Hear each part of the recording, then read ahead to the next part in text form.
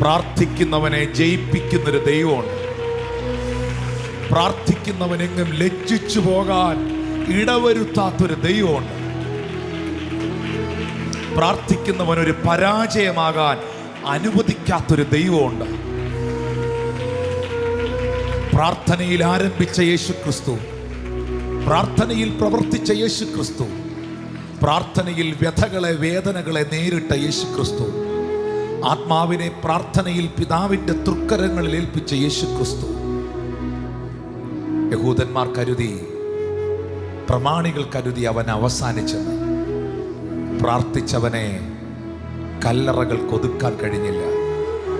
അവൻ മരണത്തെ ജയിച്ച് മൂന്നാം നാൾ ഉയർത്തെഴുന്നേറ്റു.